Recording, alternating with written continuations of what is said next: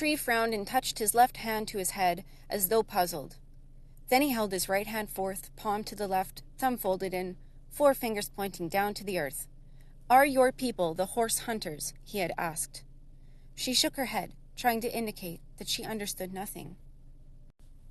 Tree was patient. He knew, of course, that females, even in the horse hunters and bear people, were not generally taught hand sign, being women, but he was sure they would know at least how to respond to certain simple signs. They would know, certainly, the sign for their own group, but this woman was apparently completely ignorant of hand sign.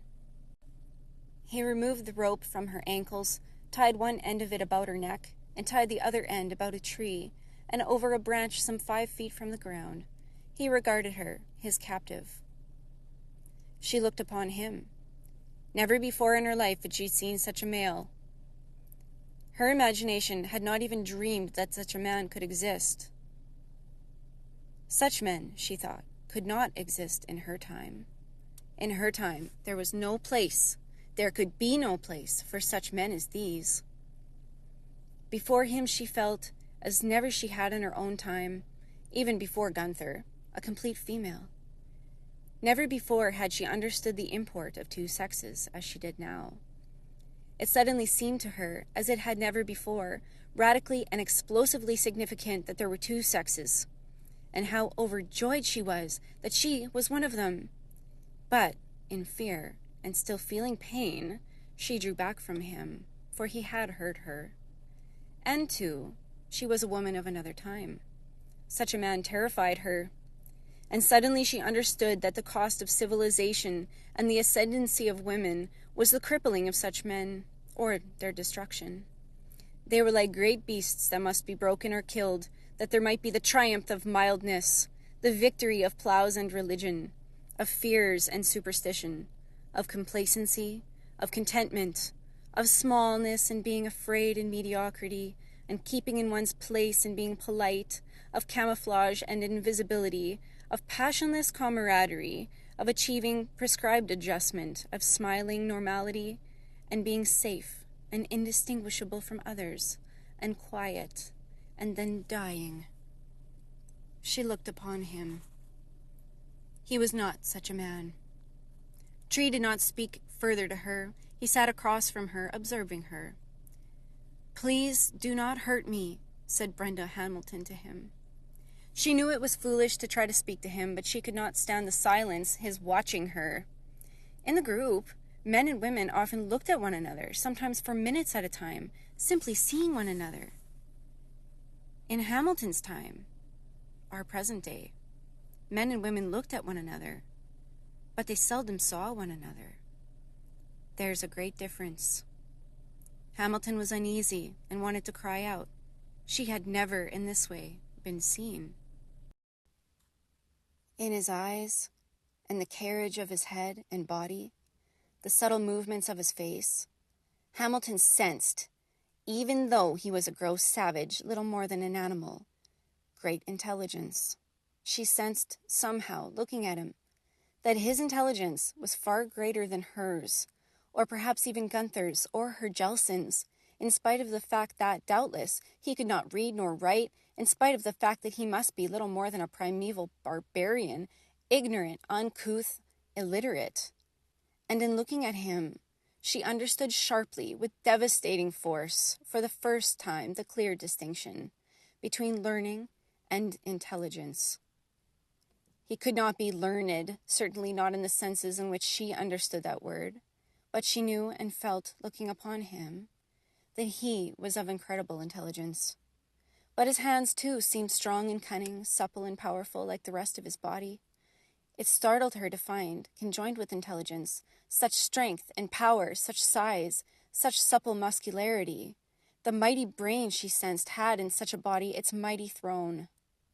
He seemed one thing to her, though, not a brain and a body, but one thing somehow, a complete and magnificent animal, whole, no part of him questioning or despising another part, not divided against himself, not diverted in attacking himself, not set at war with himself. There was no war here between this man's brain and his glands and blood, no more than between the left hand and the right hand, no more than between the beating of the heart and the breathing of the lungs. In him, Brenda Hamilton sensed a terrifying unity as simple as that of the lion or leopard. In his eyes, she read power and intelligence, and lust and cruelty, and the desire for her body. And she read these things not as furtive glimmers, but as a snared hind might read them in the eyes of the tiger, sinuously approaching, preparing to feed. "Don't hurt me," she begged. Tree had not moved. He had not yet seen her as he wanted to see her. When he had seen her and wanted to, then he would move.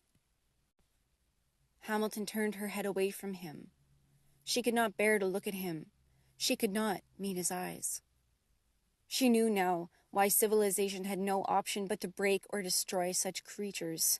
It had no place for them. It had no place for hunters. It needed diggers, not hunters. Such a man, she knew, would never dig. There would always be another mountain, another horizon. He would never make a civilization. It did not interest him. Others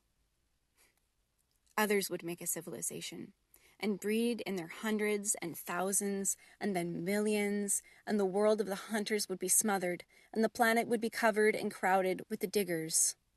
The giant cheetah would be extinct, the mammoth would no longer roam, the steppes would no longer shake to the charge of the woolly rhinoceros, and where the horses had run there would triumph the fumes of the internal combustion engine. The cave lion would be dead and the cave bear, and there would be no striking of flints and hunting salt, for the hunters too, like the lion and the bear, would have gone. But Gunther had said that the hunters might not be dead, but only sleeping.